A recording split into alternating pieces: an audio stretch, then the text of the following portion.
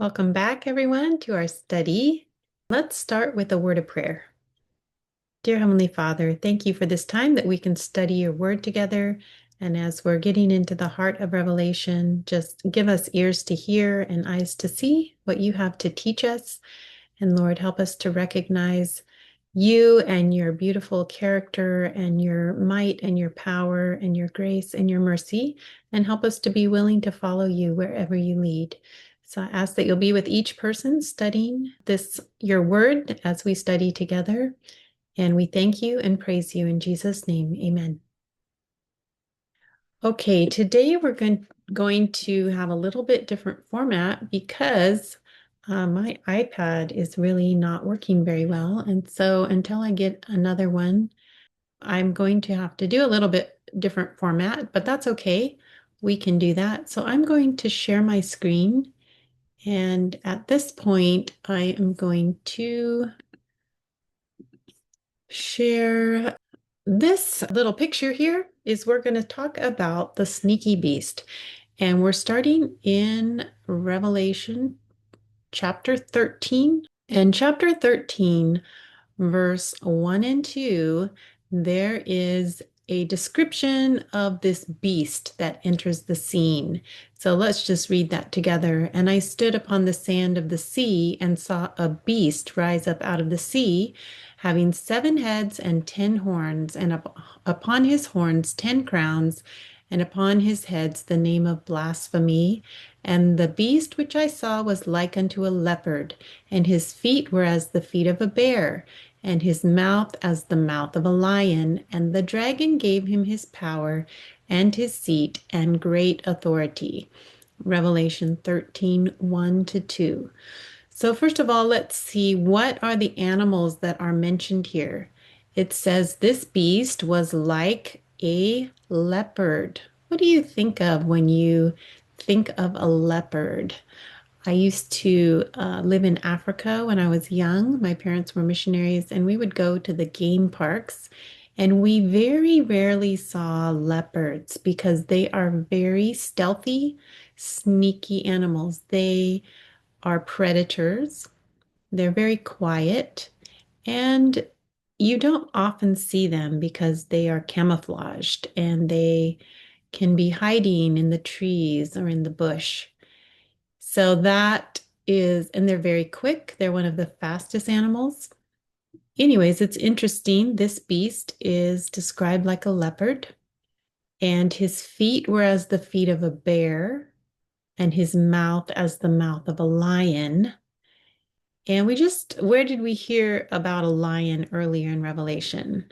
We saw that when it had the description of the throne room, we saw the lamb, as it were, slain, and the lion from the tribe of Judah. So we know the lion is also used to describe Jesus, or the king of the universe, God.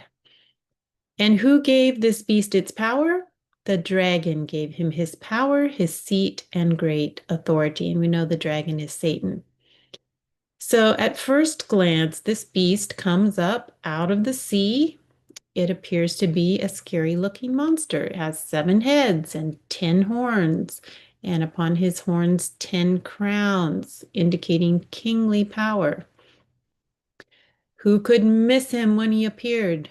You would think this would be an obvious thing. But after looking at some of these Bible clues, I hope you will see how sneaky he is. That's why it's described as a leopard. Now, leopards are beautiful animals, but like I said, they're stealthy hunters, quietly stalking their unexpected prey. But we don't have to be worried. We don't have to be afraid. God has given us His word, especially Revelation, so we don't need to be deceived by the devil's sneaky tricks and these sneaky beasts. There's something very interesting I came across when studying this passage and looking at these animals. Is there any like God? There's a very interesting verse in Hosea, and as Israel often did, had gone astray, And God was saying he's going to have to get very loud and noisy in order to get them back and get their attention. And there's these interesting parallels where in Hosea, it talks about a leopard, a lion, and a bear. And these are these same animals that are used to describe this beast out of the sea. So let's just go to Hosea and read it. Therefore, I will be unto them as a lion, and as a leopard by the way I will observe them. I will meet them as a bear that is bereaved of her whelps, and I will rend the call of their hearts, and I will devour them like a lion. The wild beast shall tear them. O Israel, it sounds like God's devouring them, but listen to this. O Israel, thou hast destroyed thyself. So who's doing the destroying? We destroy ourselves when we go away from God. And that's what he's telling them. You have destroyed yourself, but in me, in the Lord, is your help. I will be your king. Where is any other that may save you in all your cities? And thy judges of whom thou saidst, give me a king and princes. The Lord is saying, I will be your king. Is there any other that can save you? And so this description of God being like a leopard and a bear and a lion, saying, is there any God? Is there any other God that can save you? Well, let's go back to this description of the beast, who also is described like a leopard, who has the mouth of a lion, who has the feet of a bear. The dragon gives him his throne, a kingly throne. The verse says, who is like unto the beast, and who is able to make war with him? That's like a direct mimicking, or I would say mocking, blasphemous speaking. Who is like the beast is just saying, like, who is like God? Is there any other God? Who is anyone else like me, like your God? And we see this repeated in Exodus 15:11. Who is like unto thee, O Lord, among the gods? Who is like thee, glorious in holiness, fearful in praises, doing wonders? So you can see right here at the very beginning of Revelation chapter 13 that this beast out of the sea is, in essence, trying to take the place of God. It is a counterfeit. So it looks like the devil's up to his old tricks, trying to take the place of God. This is not a new thing. He's been doing this all through scripture. And I titled this, There's an Imposter in the House. Do you know what an imposter is? The Webster's Dictionary definition says an imposter, a person who practices deception under an assumed character, identity, or name.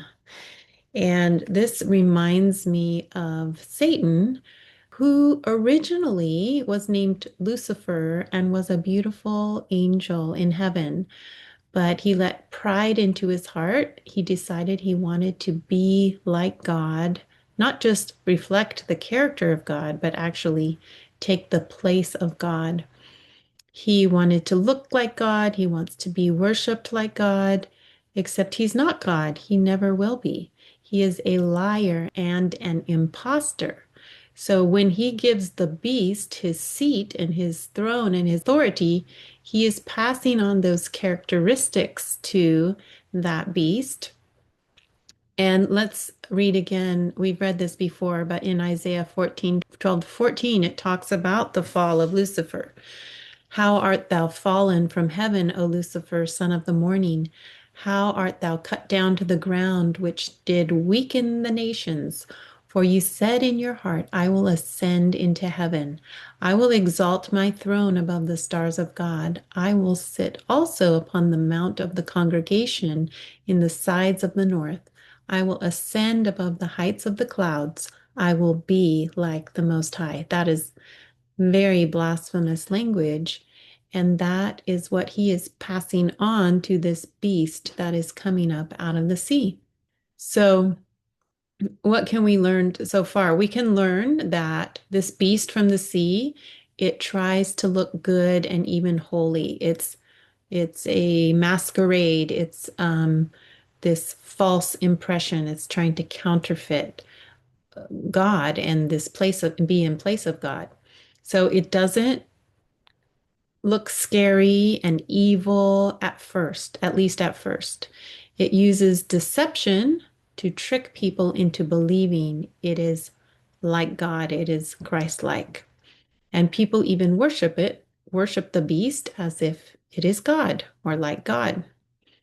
So the next question we want to answer is what is a beast in Bible prophecy? Some of you are very familiar with this, but for those of you who haven't kind of done the cross-referencing, what do these beasts symbolize? And beast is really just another name for animal.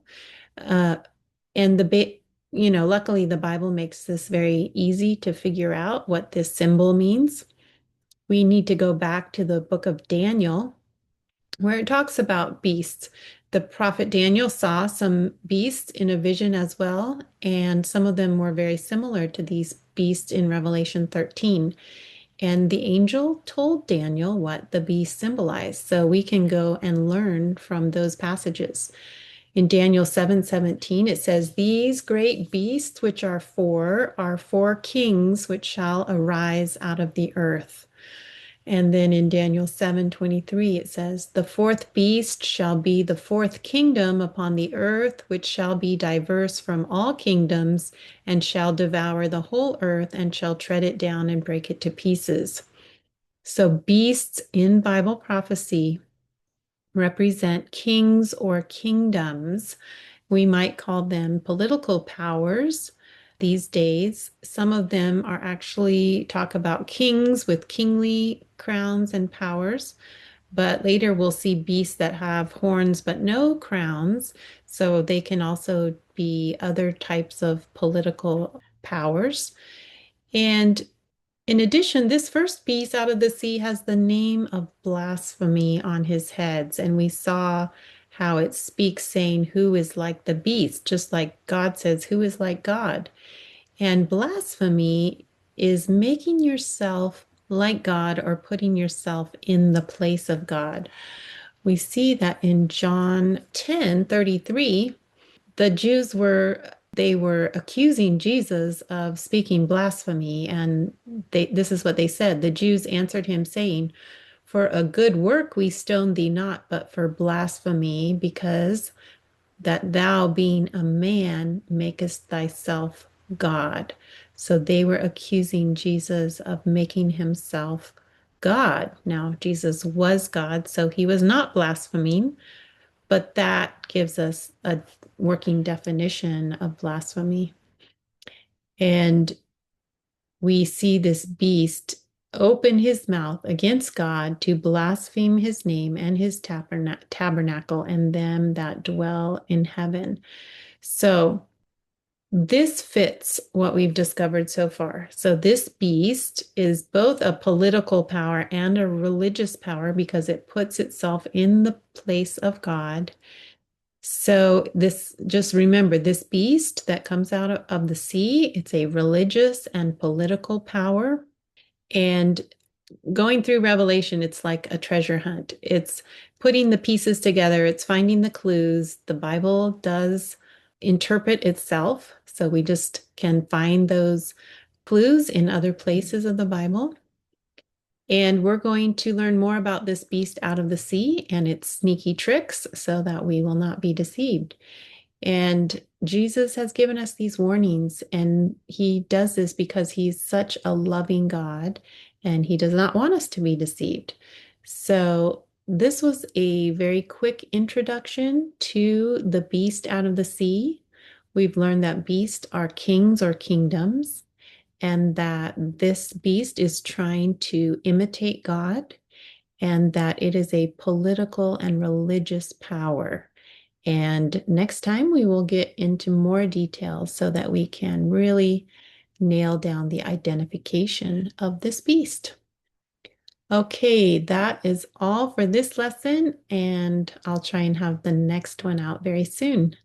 And I'm sorry again that my iPad's not working, so we're going to have a little different format. And I will have some other puzzles coming out soon, so stay tuned for that. Okay, let's bow our heads and pray. Dear Heavenly Father, thank you so much for this time that we can study your word, and we thank you how you just bring clarity to these sometimes very cryptic verses, but that your word explains these things so well. And so, Lord, continue to open our eyes so that we can understand and not be deceived, and that we can have faith in you and your word and clarity about who you are and your character, and that we can trust you through these times that we're living in and trust you no matter what is coming in the future, that you are our God, you are the true God, and that you want to save us from this world of sin. And so we thank you and we praise you. And we pray these things in Jesus' name. Amen. Okay, bye for now.